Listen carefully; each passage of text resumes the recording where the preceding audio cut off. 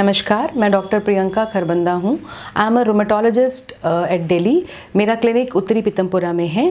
आज हम ankylosing spondylitis जो एक कॉमन गठिया है उसके बारे में बात करेंगे। एंकिलोजिंग स्पॉन्डिलाइटिस एक तरह का ऑटोइम्यून डिजीज़ है, एक गठिया है जो कॉमनली मेल्स को अफेक्ट करता है और इसमें जो कॉमनली एज जो अफेक्ट होती है वो है 15 to 40 ईयर्स ऑफ एज। इसका मतलब ये नहीं है कि ये औरतों का अफेक्ट नहीं करता, but most commonly it affect the male who are young below 40 years of age. इस बीमारी में क्लासिकली पेशेंट्स को कमर में दर्द होता है, स्पाइन के निचले हिस्से में, जिसको हम सैक्रोइलिक जॉइंट कहते हैं। क्लासिकली ये पेन पेशेंट्स को जब वो रात को सो रहे होते हैं करीबन 2-3 बजे बहुत तेज़ से होता है और पेशेंट को नींद से जागना पड़ता है। फिर जैसे ही वो सुबह उठते हैं, अपनी रोज़मर्रा की एक्टिविटी करते हैं, तो ग्रेजुअली ये पेन इम्प्रूव हो जाता है।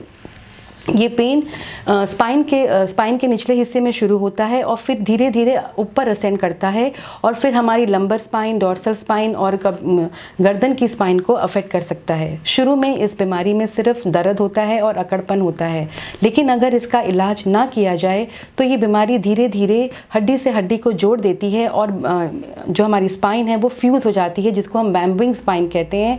और अगर हम इस बीमारी को ट्रीटमेंट नहीं करते तो विदिन 5 to 10 ईयर्स जो स्पाइन्स बिल्कुल फ्यूज़ होके उस पेशेंट्स की मोबिलिटी कम हो जाती है। अपार्ट फ्रॉम स्पाइन, ये बीमारी हमारे बड़े जोड़ों को भी अफेक्ट करती है, जैसे घुटना, एंकल, एल्बोज, उसको भी अफेक्ट कर सकती है। इन जोड़ों में सूजन और दर्द आ सकता है। ये तो हो गए इसके कॉमन सिम्टम। इस बीमारी के साथ कुछ कॉम्प्लिकेशंस भी होते हैं। जब पेशेंट एंकिलोजिंग स्पॉन्डिलाइटिस का होता है जिसका ट्रीटमेंट नहीं किया गया है, तो ये बीमारी आँखों को अफेक्ट करके यूवियाइटिस या आइडोसाइक्लाइटिस कर देती है। इसमें पेशेंट्स को पेन, आँखों में दर्द, रेडनेस और ब्लरिंग ऑफ विजन हो जाता है और पेशेंट्स को पता भी नहीं होता कि ये हमारे इस गठिया के कारण ही है। और पेशेंट फिर जब आई के डॉक्टर के पास पहुंचता है तो उनको गाइड किया जाता है कि ये this is because of your ankylosing spondylitis. So apart from eyes, ये बीमारी कई बार हमारी किडनी को अफेक्ट कर सकती है, जिससे हमारे यूरिन में प्रोटीन जाने लगता है। उसके अलावा इस बीमारी में कभी कभी सोरियासिस भी एक कॉम्प्लिकेशन है, जिसमें स्किन में चकत्ते आ जाते हैं जो कि लाल और सिल्वरी स्केल के होते हैं। वो भी इस बीमारी का वन ऑफ द कॉम्प्लिकेशन हो सकता है। कभी कभी इस बीमारी के साथ पेशेंट्स को क्रॉनिक दस्त जैसे डायरिया या फिर खूनी डायरिया भी एसोसिएटेड होता है, जिसको हम IBD कहते हैं। तो बीमारी के साथ साथ ये उसके कॉम्प्लिकेशन भी हैं जो इस एंकिलोजिंग स्पॉन्डिलाइटिस में हो सकते हैं। सबसे चीज़ जो समझनी बहुत ज़रूरी है कि ये एक मिथ है कि गठिया एक लाइलाज बीमारी है। ऐसा नहीं है।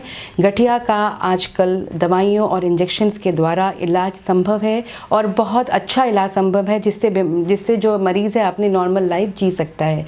इस बीमारी को हम डायग्नोसिस करने के लिए जो मोस्ट कॉमनली टेस्ट करते हैं वो है HLA-B27, जो कि एक जीन्स का टेस्ट है। लेकिन HLA-B27 जो है वो बहुत इस बीमारी में 90% ऑफ पेशेंट्स में पाया जाता है। लेकिन HLA-B27 होना ही गठिया है ऐसा नहीं है, बिकॉज HLA-B27 जो जीन है वो नॉर्मल इंडिविजुअल में भी पाया जा सकता है। इसके अलावा हम इस बीमारी में जो टेस्ट करते हैं वो कॉमन टेस्ट, जैसे अगर हमें कुछ ट्रीटमेंट स्टार्ट करना है तो liver function test, kidney function test, ये सब किया जाता है। बीमारी का अंदरूनी जोर नापने के लिए हम ESR और CRP करके जो टेस्ट करते हैं वो हमें हमारी बीमारी का अंदरूनी जोर बताता है।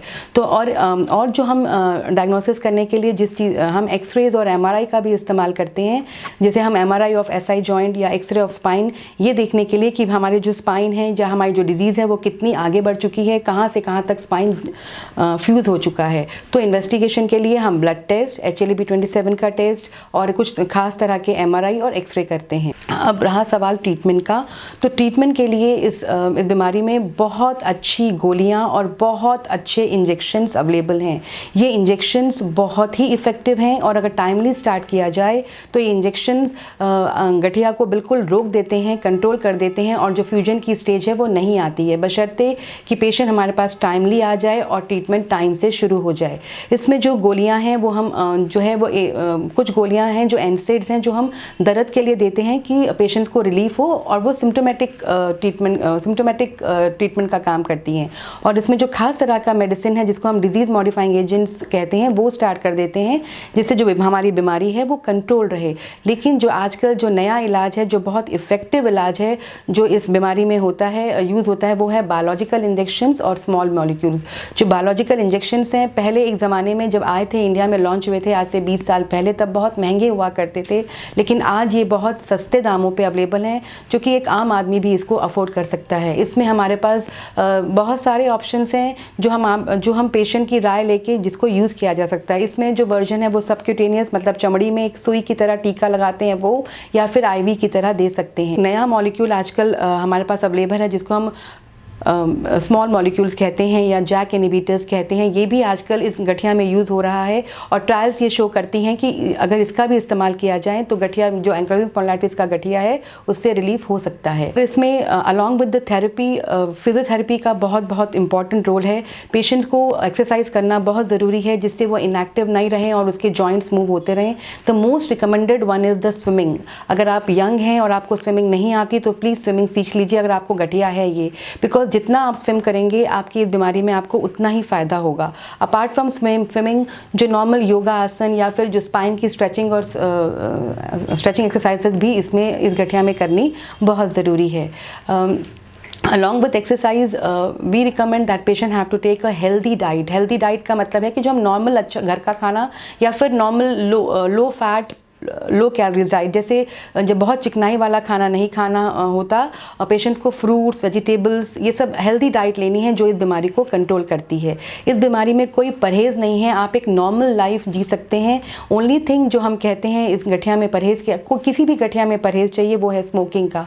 अगर आप स्मोकर हैं तो प्लीज़ स्मोकिंग छोड़ दीजिए, बिकॉज एंकाइलोजिंग स्पॉन्डिलाइटिस का गठिया अगर चेस्ट को इन्वॉल्व करता है तो रिब केज एक्सपेंशन कम हो जाता है, जिससे स्मोकिंग से स्मोकर्स को इन्फेक्शन होने के चांसेस बढ़ जाते हैं। और साथ में कोई भी गठिया है, ऑटोइम्यून डिजीज़ है, अगर वो स्मोकर हैं तो बीमारी का जोर भी बढ़ जाता है और जो हम दवाइयाँ देते हैं उसका जो ट्रीटमेंट का जो इफेक्टिवनेस है वो भी कम हो जाती है। तो ओनली वन जो परहेज़ हम कहते हैं वो है smoking. Otherwise by and large गठिया में किसी तरह का कोई परहेज़ नहीं होता। आप दवाइयों के साथ साथ अगर एक नॉर्मल हेल्दी डाइट खा रहे हैं तो अपनी बीमारी को बहुत अच्छे से कंट्रोल कर सकते हैं। मैं आज आपको ये मैसेज देना चाहती हूँ कि अगर आपको इस तरह का कोई लक्षण है या आप आपकी बीमारी को डायग्नोसिस है कि आप एंकाइलोजिंग स्पॉन्डिलाइटिस हैं, तो प्लीज़ अपने रुमेटोलॉजिस्ट को अर्ली से अर्ली संपर्क करें, क्योंकि अगर हम ये इंजेक्शंस टाइमली स्टार्ट करते हैं तो हम बीमारी द्वारा होने वाले नुकसान को, डिफॉर्मिटीज़ को प्रिवेंट कर सकते हैं। Because we have a very good options available here. अगर हम टाइमली स्टार्ट करेंगे तो we can control the disease. Thank you so much.